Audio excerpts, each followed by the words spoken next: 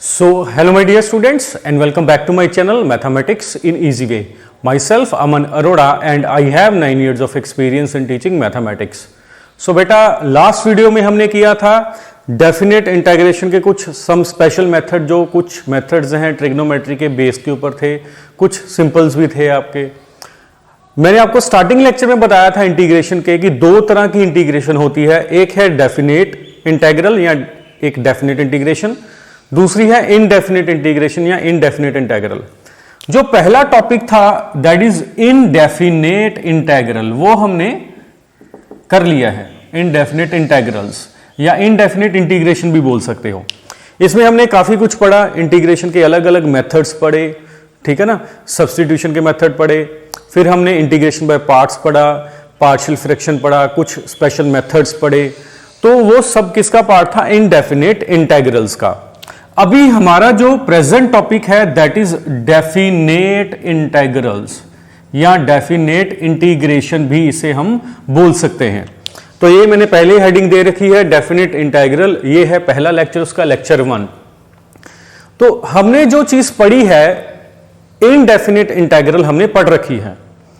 Indefinite integral के starting में मैंने बताया था कि अगर हमें फंक्शन पता हो, फंक्शन से हम डेरिवेटिव निकालेंगे तो उसे बोलेंगे, उस प्रोसेस को बोलेंगे डिफरेंशिएशन। बट अगर हमें डिफरेंशिएशन गिवन है and we are to find the function, उसे बोलते हैं इंटीग्रेशन, और वो किसकी टाइप है? इनडेफिनेट इंटीग्रेशन की। नेक्स्ट टाइप जो है दैट इज डेफिनेट इंटीग्रेशन या डेफिनेट इंटीग्रल, जो आज का टॉपिक है। सो जो डेफिनेट इंटीग्रल है उसको हम लिखते कैसे हैं? a to b f of x d x. याद करो इनडेफिनेट इंटीग्रल में यहां पे a टू b नहीं लिखा होता, ठीक है ना। और इनडेफिनेट इंटीग्रल को इनडेफिनेट क्यों बोलते हैं? क्योंकि उसके कई सारे आंसर आते हैं, एक कोई फिक्स आंसर नहीं आता। ये मैंने जो उसकी वीडियो थी फर्स्ट वाली, ठीक है ना, उसके बेसिक में आपको बता दिया था कि वो फैमिली ऑफ कर्व्स, जो इनडेफिनेट इंटीग्रेशन है वो क्या रिप्रेजेंट करती है graphically, geometrically, family of curves. एक कर्व नहीं आता, कितने सारे कर्व आते हैं, ठीक है। बट अगर मैं यहां पे लिमिट्स लगा दूं तो देन ये क्या बन जाएगी? हमारी डेफिनेट इंटीग्रल बन जाएगी। सो पहला जो डिफरेंस मेन डेफिनेट और इनडेफिनेट क्या है, दो ही मेजर डिफरेंस हैं डेफिनेट इंटीग्रल के और इनडेफिनेट इंटीग्रल के।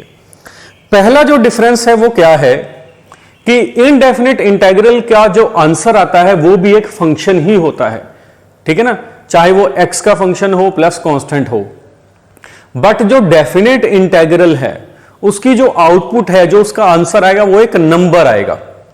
पहला जो मेजर डिफरेंस ये है कि इनडेफिनेट का आंसर क्या आएगा? एक फंक्शन आएगा और इसका आंसर एक नंबर आएगा। दूसरी बात जो मैंने अभी आपको चीज बोली, इनडेफिनेट इसको क्यों बोलते थे? क्योंकि इसके इनफाइनाइट आंसर्स आ सकते थे, मींस ये यूनिक नहीं है।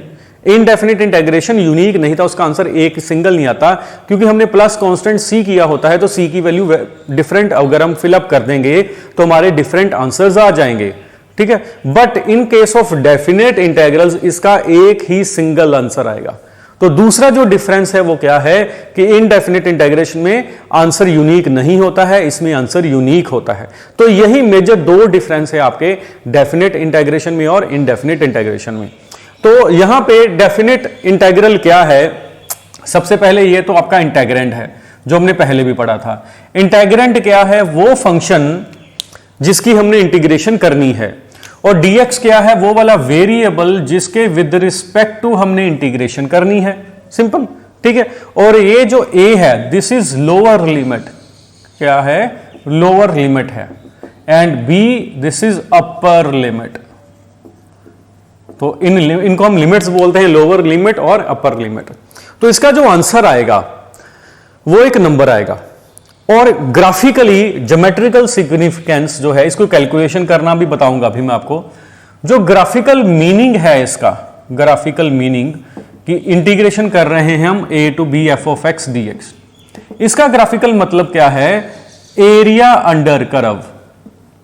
किस कर्व के under? y is equal to f of x. ये जो कर्व है y is equal to f of x and between x axis के बीच में from a to b, a से लेके b तक। क्या मतलब क्या है? देखो कि हमारे पास लेट अस सपोज ये y is equal to f of x कोई कर्व है, ठीक है, इसके नीचे जितना एरिया आएगा और x एक्सिस तक, इसके नीचे और x एक्सिस तक from x is equal to a to x is equal to b। तो ये जो इंटीग्रेशन है ये क्या रिप्रेजेंट करेगी ग्राफिकली, ये एरिया रिप्रेजेंट करेगी किसके बीच में, y is equal to f of x and x axis के बीच में। जरूरी नहीं है कि एरिया अंडर लिख दो, एरिया बिटवीन भी यहां पे लिख सकते हो कि एरिया किस किस के बीच में, कर्व के बीच में एंड x एक्सिस के बीच में, x एक्सिस और कर्व के बीच में जो एरिया होगा from a to b, from x is equal to a to x equal to b, ऐसा भी लिख सकते हो आप, ठीक है। So x equal to a से लेके x इक्वल टू b के बीच में जितना एरिया फंक्शन और x एक्सिस के बीच में आएगा उसको क्या बोलेंगे हम, डेफिनेट इंटीग्रल का आंसर या आउटपुट। मींस इसका जो आंसर आएगा वो क्या रिप्रेजेंट करेगा, एरिया, ठीक है। अभी एरिया जो है रिप्रेजेंट करेगा, ये इसकी डेफिनेशन एक तरह से हो गई। तो यहां पे सबसे पहले आपको मैं ये बताऊंगा कि एक तो ये एरिया कैसे रिप्रेजेंट करता है और इसको कैलकुलेट कैसे करना है। दूसरा जो है इसका पहला मेथड है डेफिनेट इंटीग्रल का, that is limit of sum method, कि जो हम डेफिनेट इंटीग्रल की कैलकुलेशन जो है डेफिनेट इंटीग्रल की by limit of sum method, limit of sum भी बोल सकते हैं, समेशन मेथड भी बोल सकते हैं, एबी इनिशियो मेथड भी बोल सकते हैं, डेफिनेशन मेथड भी बोल सकते हैं, या फर्स्ट प्रिंसिपल्स मेथड भी बोल सकते हैं। तो ये सभी मेथड्स का मतलब सेम ही है। इसमें है क्या, ये क्या है, हम यहां पे हम एरिया इसका फाइंड आउट करेंगे। हमारे पास लेट अस सपोज यही कर्व मैं ले लेता हूं कि कुछ ऐसा कर्व है मेरे पास y is equal to f of x, ठीक है, और लेट अस सपोज यहां पे x इक्वल टू a है और यहां पे x इक्वल टू b है। तो इसका ज्योमेट्रिकल मीनिंग क्या है इंटीग्रेशन का, a to b F of x dx। अभी मैंने क्या बोला था कि ज्योमेट्रिकली ये क्या रिप्रेजेंट करेगा, area between curve and x axis from x equal to a to x equal to b। तो इसका जो फॉर्मूला है लिमिट ऑफ सम मेथड का वो क्या है, limit h approaches to 0 h, ये डेफिनेशन मेथड के थ्रू है, ठीक है ना, f of a plus h, f of a plus 2h और लास्ट में f of a plus n minus 1 into h। ये है फॉर्मूला इसका ए बी इनिशियो मेथड का, या लिमिट ऑफ सम, ज्यादातर हम लिमिट ऑफ सम मेथड ही इसे बोलते हैं। अभी ये फॉर्मूला जो है क्या रिप्रेजेंट कर रहा है, एरिया।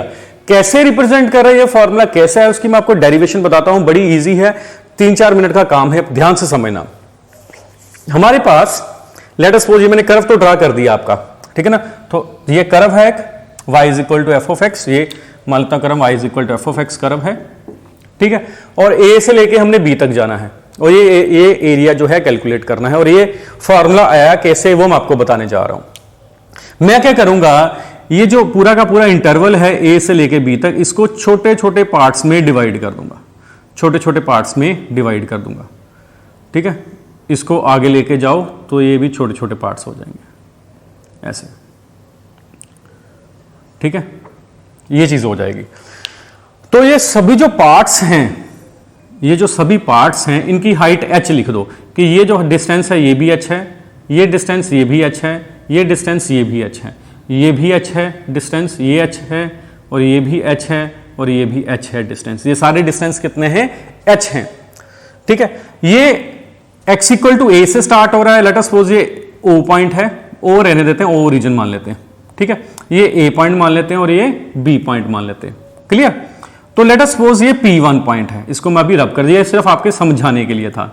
लेट अस सपोज ये पॉइंट क्या है, P1 पॉइंट है, ठीक है, और ये पॉइंट क्या है, P2 पॉइंट है।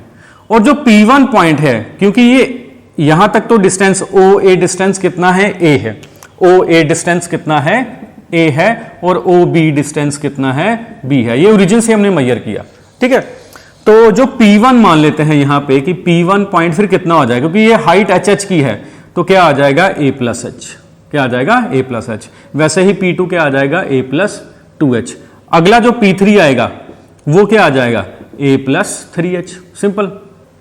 और लास्ट में ध्यान से समझना ये वाला, ये n इंटरवल्स में, इसे n इंटरवल्स में n पार्ट्स में डिवाइड कर दूंगा, तो ये जो b आएगा लास्ट वाला, यहां पे OB is equal to b है ना, लेट अस सपोज कि ये Pn-1 है, ठीक है ना, Pn-1, वैसे ही यहां पे आगे चलता रहेगा Pn-1, Pn-1 क्या हो जाएगा a plus n-1 into h, इससे पिछला Pn-2, सो Pn-2 क्या हो जाएगा a plus n-2 into h, और लास्ट वाला जो b है, जो b पॉइंट है वो क्या हो जाएगा a प्लस nh, तो b, ये जो b पॉइंट है, b पॉइंट वैसे OB के इक्वल है, जो OB के आ जाएगा a प्लस NH, और OB की वैल्यू कितनी है b is equal to a plus NH, तो यहां पे NH की वैल्यू कितनी आ जाएगी b माइनस a। ये हमने यहां पे लिखना है फॉर्मूले के अंदर कि यहां पे NH की वैल्यू कितनी है b माइनस a। तो हमने किया क्या कि y is equal to f of x curve है, उसको n पार्ट्स में डिवाइड कर दिया, n इक्वल पार्ट्स में सब इंटरवल्स में हमने डिवाइड कर दिया है, ठीक है। तो ये वाले पॉइंट जो आएंगे P1, ये P2, ये P3 ऐसे चलते रहेंगे अप टू Pn-1, और लास्ट में B पॉइंट आएगा, और B पॉइंट किसके इक्वल है a प्लस NH के, क्योंकि n इंटरवल्स हैं उसमें, ठीक है। तो a प्लस NH आएगा, तो यहां से NH की वैल्यू कितनी आ जाएगी b माइनस a, जो हम यूज करेंगे फॉर्मूले में। ये मैंने अभी इसलिए लिखी ताकि आपको पता चल जाए ये I कैसे है वैल्यू, ठीक है। अभी यहां से ध्यान से देखो, जैसे ये कर्व है, मैं इसको अगर थोड़ा सा इनलार्ज करूं, थोड़ा सा जैसे मैं ऐसे बढ़ा दूं इसको ऐसे, तो ये जो मेरी लाइंस आ रही हैं, अगर मैं स्ट्रेट लाइन ड्रा कर दूंगा तो क्या रिप्रेजेंट करेंगी, ये एक रेक्टेंगल रिप्रेजेंट करेंगी, क्या करेंगी रेक्टेंगल। वैसे ही इसको अगर मैं कर दूंगा तो क्या रिप्रेजेंट करेंगी, रेक्टेंगल्स रिप्रेजेंट कर जाएंगी। तो ये जो, जब मैं और जूम इसको और बड़ा करके कर दूंगा, अगर मैं इंटरवल्स इसमें इनफाइनाइट ले लूं, इंटरवल्स इसमें बहुत ज्यादा ले लूं, मींस इनको और छोटा छोटा छोटा कर दूं, इंटरवल्स बहुत ज्यादा ले लूं, तो ये क्या रिप्रेजेंट करेंगी, ये रिप्रेजेंट करेंगी रेक्टेंगल्स। क्या रिप्रेजेंट करेंगी, रेक्टेंगल्स रिप्रेजेंट करेंगी। और रेक्टेंगल का एरिया क्या होता है, रेक्टेंगल का एरिया क्या है, लेंथ इनटू ब्रेड्थ। अगर मैं इसकी बात करूं, पहले ये वाली जो रेक्टेंगल है ए से लेके P1, ये पूरी की पूरी रेक्टेंगल, ये रेक्टेंगल का एरिया क्या आएगा, ये ब्रेड्थ, ये लेंथ इनटू ब्रेड्थ, इसकी ब्रेड्थ तो h है, इसका जो है ब्रेड्थ दैट इज h, और लेंथ क्या आ जाएगी, देखो यहां पे, ये देखो यहां पे है x की वैल्यू a, उसके कॉरस्पॉन्डिंग फंक्शन की वैल्यू कितनी हो जाएगी f ऑफ a, क्लियर। यहां पे है x की वैल्यू a प्लस h, और उसके कॉरस्पॉन्डिंग फंक्शन की वैल्यू कितनी हो जाएगी f of a plus h। अगला वाला है point f of a plus 2h, और फंक्शन की वैल्यू, यहां पे फंक्शन की वैल्यू कितनी हो जाएगी f of a plus h, और यहां पे फंक्शन की वैल्यू कितनी हो जाएगी f of a plus 2h, फिर यहां पे f of a plus 3h, ऐसे बढ़ता जाएगा।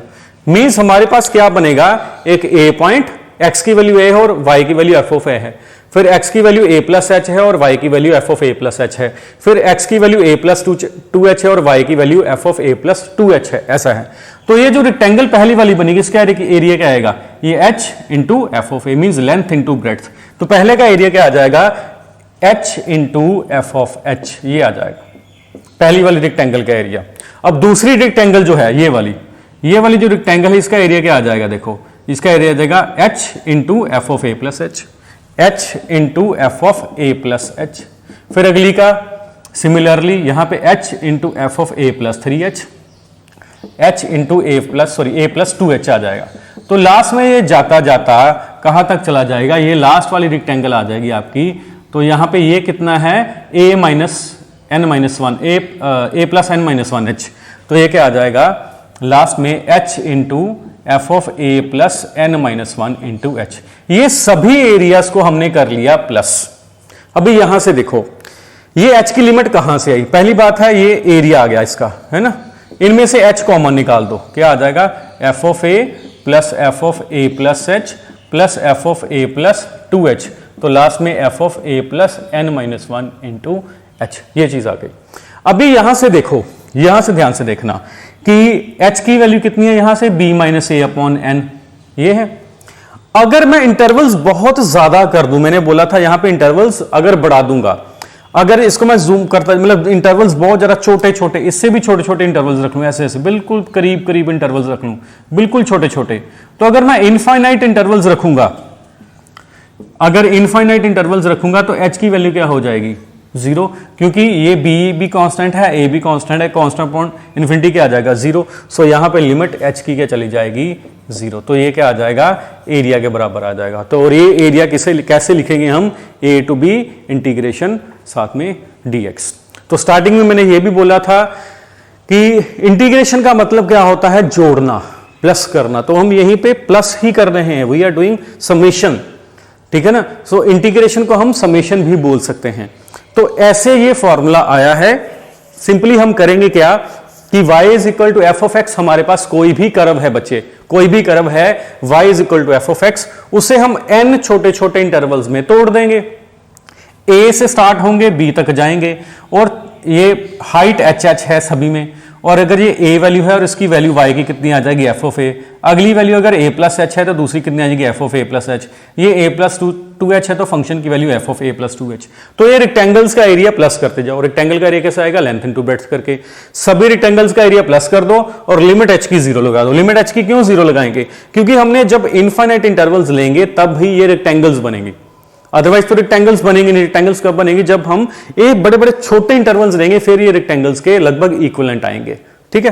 तो ये बेटा इसका पूरा का पूरा कंसेप्ट है, और इसी फॉर्मूले को हम क्या बोलते हैं, limit of sum method, summation, ab initio, definition या फर्स्ट प्रिंसिपल्स, ठीक है। ये इसका डेरिवेशन है।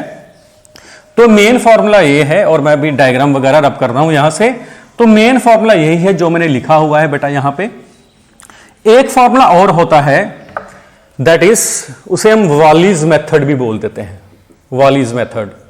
वो फॉर्मूला क्या है, a to b F of x d x, वो है limit r approaches to 1 r minus 1 f of a into a, f of a r into a r, f of a r square into a r square, last में F of a r n minus 1 into a r n minus 1, और यहां पे r raise to power n किसके equal है, b upon ए दे।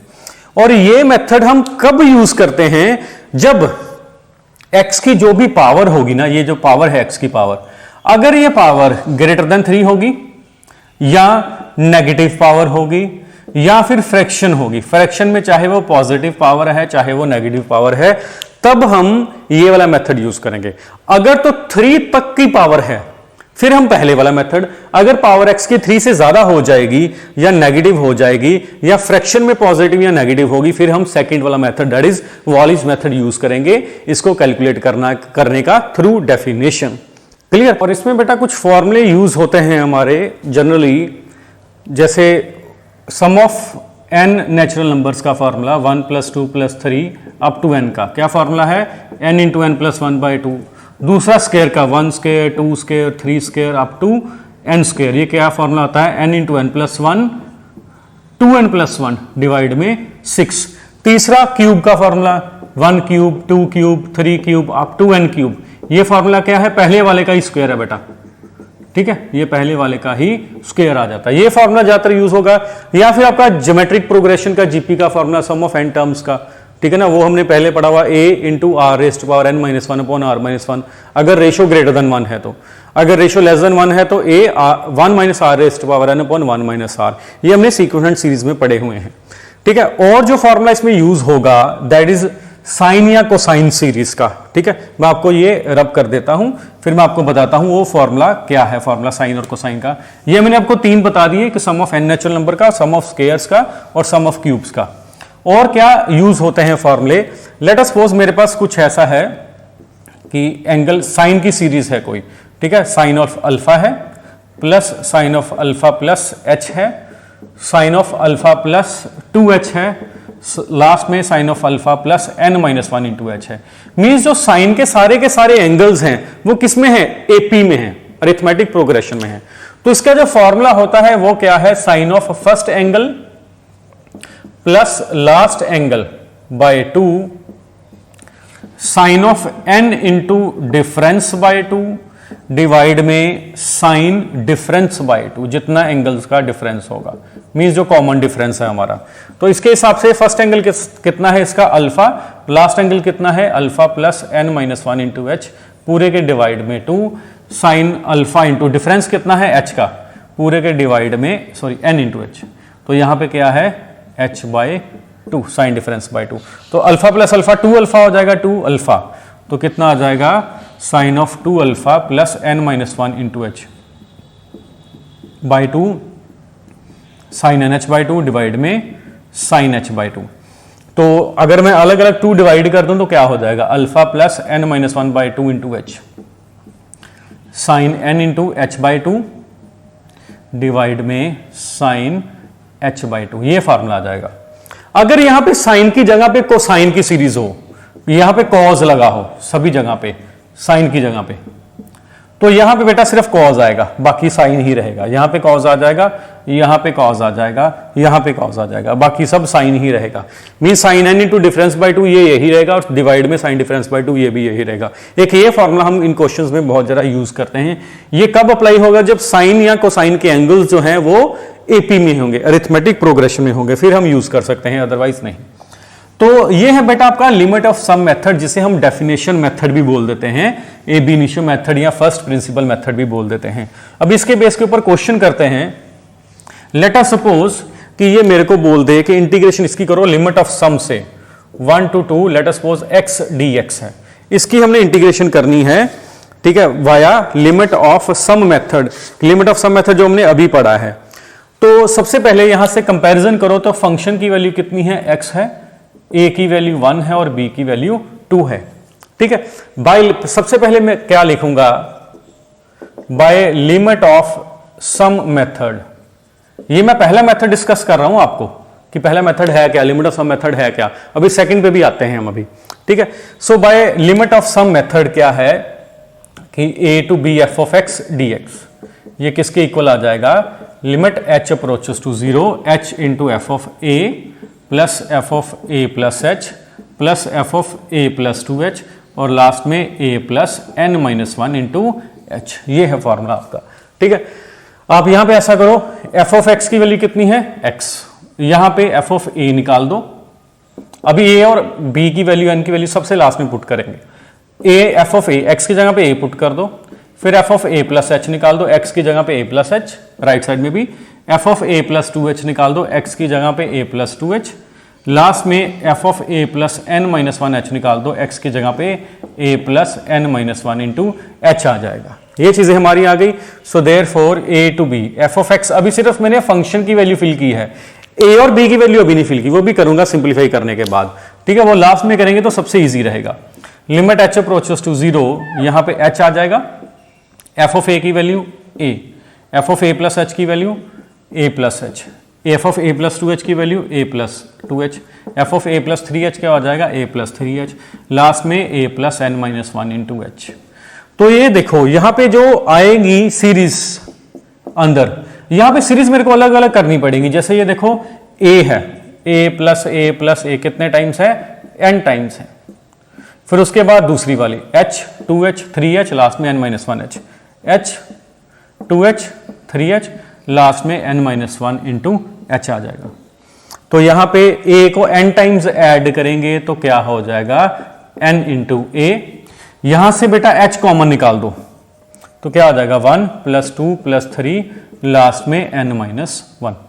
अभी हमने पढ़ा है कि 1 plus 2 sum of n terms, n natural numbers, क्या फॉर्मूला होता है, n into n plus 1 by 2। ये है 1 से लेके n तक, बट यहां पे 1 से लेके कहां तक आया है, n माइनस 1 तक। तो यहां पे n माइनस 1 फिल कर दो लास्ट में, बस यहां पे n की जगह पे n माइनस 1, यहां पे n की जगह पे n माइनस 1, तो ये कैंसिल हो जाएगा, क्या आ जाएगा, n minus 1 into n by 2, ये आ जाएगा बेटा फॉर्मूला आपका, ठीक है। सो ये limit h approaches to 0 h into n a, यहां पे क्या फॉर्मूला आ जाएगा बेटा, n into n minus 1 by 2। अभी ये वाला जो h है अंदर दोनों साइड पे मल्टीप्लाई कर दो तो क्या हो जाएगा, limit h approaches to 0 nh into a, ठीक है। ये एक h इसके साथ लग जाएगा NH, एक जो बाहर से h आया वो इसके साथ लग जाएगा, तो क्या हो जाएगा, NH माइनस h बाय 2। तो यहां पे मैं आपको एक चीज बताना चाहूंगा मोस्ट इंपॉर्टेंट, कि आपको कैसे पता चलेगा कि आपका क्वेश्चन सही है या गलत है। यहां पे जितने नंबर्स ऑफ n आएंगे उतने ही नंबर्स ऑफ h आएंगे। अगर एक n है तो एक h आएगा, अगर 2n है तो 2h आएंगे। यहां पे देखो n 1 है और h भी आ गया मल्टीप्लाई होके, यहां पे n 2 है, एक एच ये वाला है जो मैंने इसके साथ मल्टीप्लाई कर दिया और एक एच ये वाला है जो मैंने अंदर वाले के साथ मल्टीप्लाई कर दिया। मींस जितने नंबर ऑफ n होंगे उतने नंबर्स ऑफ h हमारे आने चाहिए, फिर ही हमारा क्वेश्चन जो है वो ठीक माना जाएगा, अदरवाइज वो गलत, मींस ऊपर आपने कहीं ना कहीं पे गड़बड़ कर दी होगी। ठीक है, तो यहां पे बेटा अभी जब NH बन जाएगा, क्योंकि मैंने NH की वैल्यू क्या पुट करनी है यहां पे B माइनस, अभी मैं ऊपर से थोड़ा सा रब करने लगा हूं। ठीक है, ये 2 स्टेप रब कर देता हूं।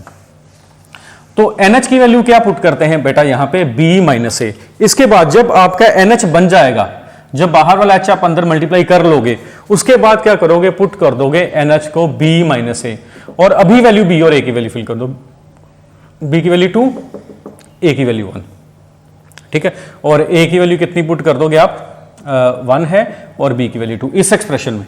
सो देयरफॉर अभी इंटीग्रेशन पहले क्या थी यहां पे, A to B x dx, अभी A की वैल्यू फिल कर दी 1, B की वैल्यू 2, और यहां पे x dx पुट कर दिया। तो यहां पे लिमिट h अप्रोचेस टू 0, यहां पे NH की वैल्यू कितनी है बेटा 1, A की वैल्यू कितनी है 1, NH की वैल्यू 1, यहां पे NH की value 1 minus h sorry divide में 2 है। ठीक है, सो लिमिट h की 0 पुट कर दो, ये क्या आ जाएगा, ये तो 1 हो जाएगा, प्लस ये 1 माइनस 0 हो जाएगा अपॉन 2। सो 1 प्लस 1 बाई 2 कितना आंसर आ जाएगा, 3/2 आंसर आ जाएगा। क्लियर है कि नहीं क्लियर? ठीक है, तो ये है आपका ये वाला लिमिट ऑफ सम वाला मेथड। पहले आपने फंक्शन में a पुट किया, a प्लस h पुट किया, a plus 2h, a plus n minus 1h, ये पुट करके आपने सारी वैल्यूज इस इक्वेशन में फिल कर देनी है बस। ठीक है, उसके बाद सीरीज अलग अलग कर लेनी है, 2 भी बन सकती हैं, 3 भी बन सकती हैं, 4 भी बन सकती हैं, तो वो क्वेश्चन के ऊपर डिपेंड करता है। फिर आपने NH की जब बाहर वाला H जो मल्टीप्लाई किया ना अंदर सभी के साथ, फिर NH की वैल्यू B माइनस ए पुट कर दो, फिर A की वैल्यू और B की वैल्यू फिल करके हमने इसका आंसर निकालना है। तो ये है बेटा लिमिट ऑफ सम मेथड, जो काफी लेंथी मेथड है आपका क्वेश्चंस को निकालने का। ठीक है, एक तो ये हो गया बेटा लिमिट ऑफ सम मेथड। दूसरा जो है डायरेक्ट मेथड की डायरेक्ट इंटीग्रेशन इसकी कैसे करेंगे, क्योंकि हमने इनडेफिनिट इंटीग्रेशन में सारे फॉर्मूले तो पढ़ लिए हैं, वही फॉर्मूले हम यूज करेंगे यहां पे डेफिनिट के अंदर। तो जो डायरेक्ट मेथड है इंटीग्रेशन करने का, यहां पे जैसे हमने 1 to 2x dx किया, ये हमने कितना लेंथी किया। अगर मैं उसे बेटा आपको करवाऊं डायरेक्ट मेथड से, लिमिट ऑफ सम से नहीं करवाऊं, डायरेक्ट से कराऊं, तो वो एक ही लाइन में निकल जाएगा। कैसे बताता हूं मैं। तो डायरेक्ट मेथड क्या है, उसे हम करते हैं सेकंड मीन वैल्यू थ्योरम के थ्रू।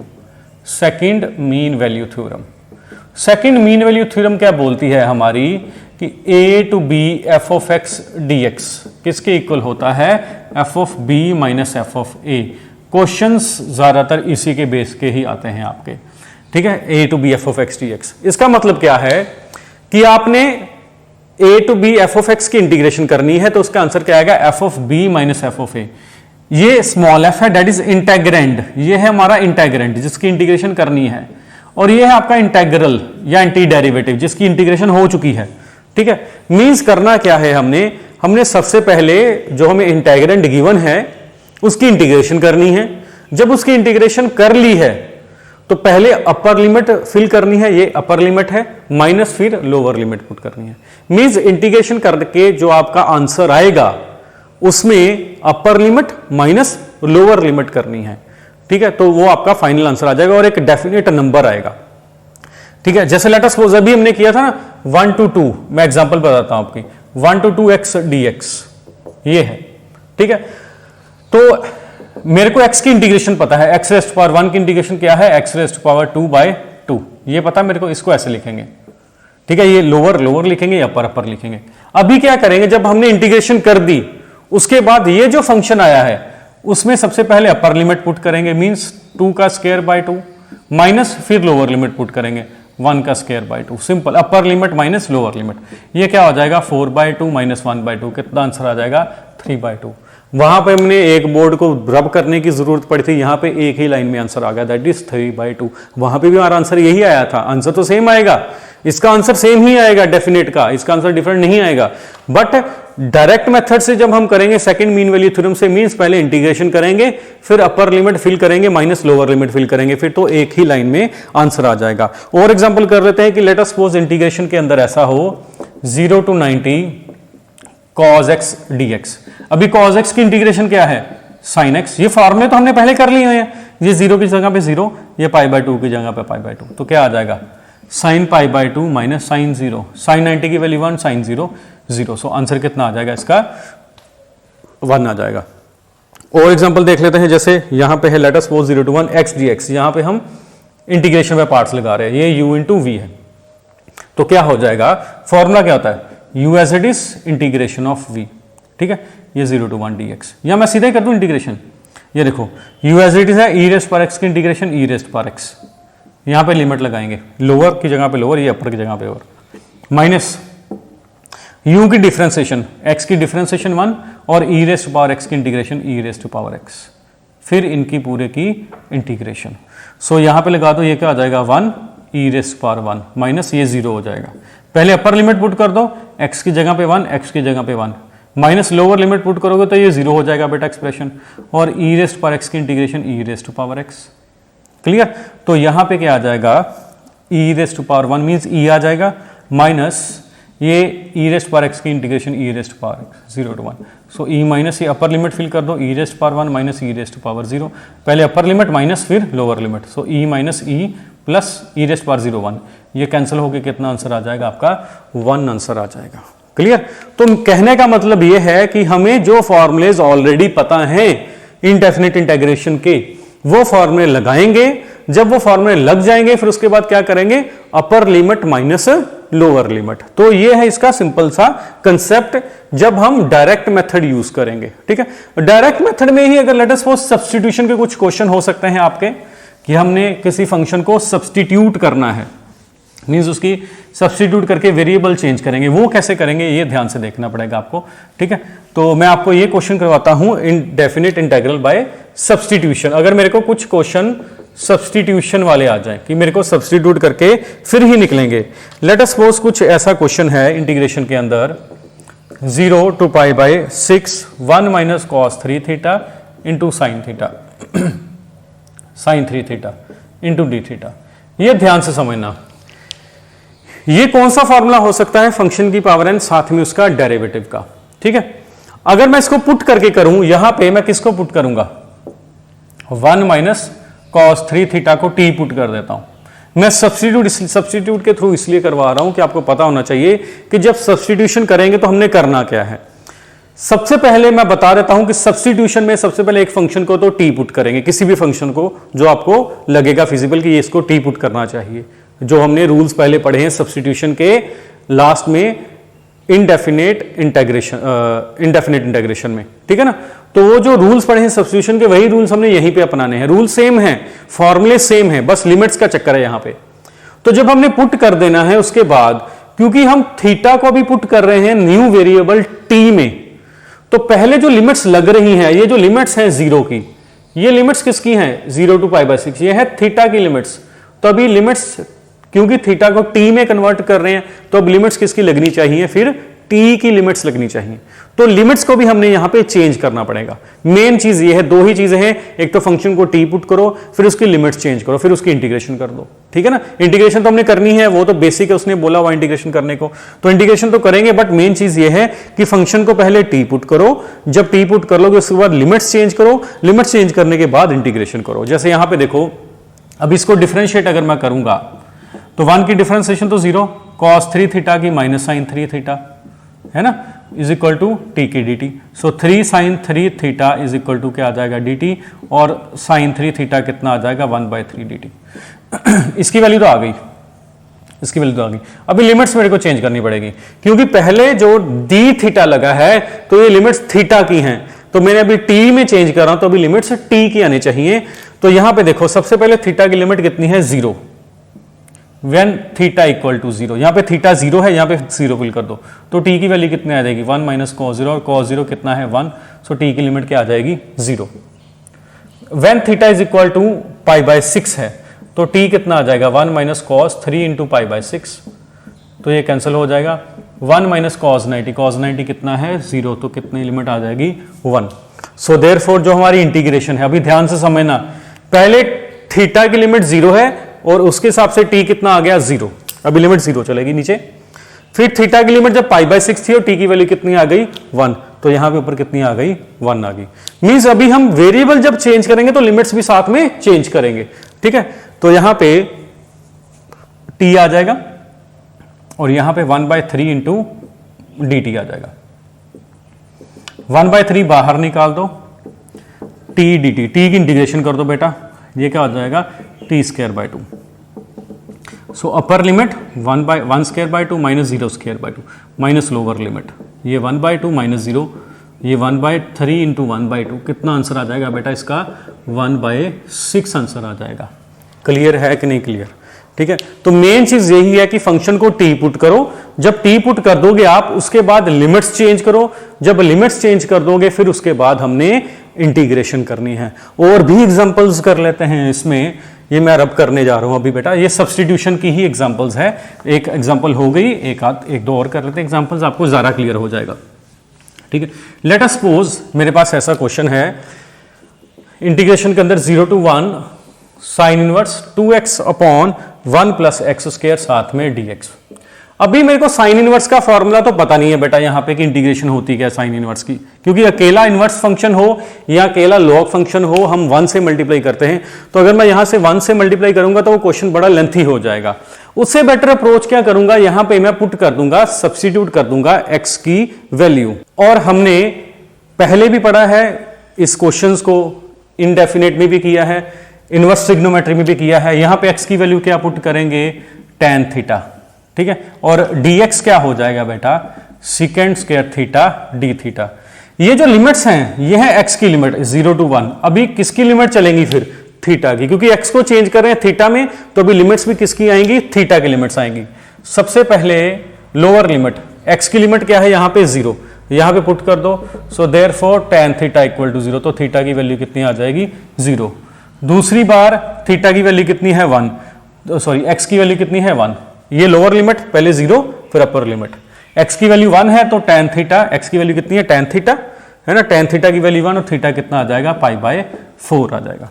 सो देयरफॉर इंटीग्रेशन जब लिखेंगे, जब x की वैल्यू 0 है थीटा की वैल्यू 0, x की वैल्यू 1 है थीटा की वैल्यू π/4, और यहां पे क्या आ जाएगा sine inverse 2 tan theta upon 1 plus tan square theta, और dx की वैल्यू सेकेंड स्क्वायर थीटा साथ में d थीटा। सो 0 to π/4 ये क्या आ जाएगा साइन इनवर्स साइन 2 थीटा साथ में सेकेंड स्क्वायर थीटा और साथ में d थीटा। साइन से sine inverse cancel out, 2 theta आ जाएगा, मैं 2 भी बाहर निकाल देता हूं, थीटा आ जाएगा, और ये क्या हो जाएगा second square theta d theta. यहां पे अब हम u इंटू वी लगा सकते हैं लीएट के हिसाब से, ये a फंक्शन है ये t फंक्शन है, u इंटू वी लगा दो, तो u as it is integration second square की integration tan, u as it is v की integration minus differentiation of u, theta की डिफरेंशिएशन 1 है और इंटीग्रेशन ऑफ v, ये tan थीटा, ठीक है, साथ में क्या आ जाएगा d थीटा आ जाएगा। तो यहां पे बेटा π/4 पुट कर दो, तो क्या हो जाएगा, 2 तो बाहर है, π/4 tan π/4। जब 0 पुट करेंगे तो ये 0 हो जाएगी थीटा की वैल्यू, तो ये 0 आ जाएगा बेटा, ठीक है। इसकी इंटीग्रेशन करेंगे tan थीटा की minus log mod of cos theta, minus minus plus हो जाएगा log mod of cos theta. तो यहाँ पे 0 से लेके π/4 तक वैल्यू, अभी कांस्टेंट में कोई ऐड नहीं कर रहा है यहाँ पे, ये क्या आ जाएगा 2 इंटू π/4 tan π/4 की वैल्यू 1 प्लस ये क्या आ जाएगा log mod of cos π/4 minus log mod of cos 0, upper limit minus lower limit, ठीक है। cos 45 1/√2, cos 0 1 और log 1 कितना होता है 0, तो मैं इसको अगर मैं ऊपर लिख दूं तो क्या हो जाएगा बेटा 2 इंटू π/4 प्लस ये cos π/4 की वैल्यू 1/√2 और cos 0 कितना है 1, और log 1 की वैल्यू यहाँ पे क्या आ जाएगी 0 आ जाएगी, ठीक है। तो इससे ज़्यादा तो आप सिंप्लीफाई अगर करना भी चाहते हो तो ये कर दो, log m/n का formula log m minus log n, नहीं तो यहीं पे रहने दोगे तब भी आपका आंसर ठीक माना जाएगा, ठीक है। तो मेन जो मैं आपको फंडा है, समरी जो है इस मेथड की, ये बताता हूं सब्स्टिट्यूशन की, कि सबसे पहले हमने यहां पे वेरिएबल को पुट करना है, जैसे यहां पे मैंने x को tan थीटा पुट कर दिया, ठीक है, उसकी डिफरेंशिएशन करके dx की वैल्यू निकालनी है, या जो भी आपका वेरिएबल है उसको हमने चेंज करना है। जब चेंज कर लिया उसके बाद लोअर लिमिट को पुट करेंगे, तो उसके हिसाब से लोअर लिमिट निकालेंगे नए वेरिएबल की, फिर अपर लिमिट को पुट करेंगे, फिर अपर लिमिट निकालेंगे नए वेरिएबल की।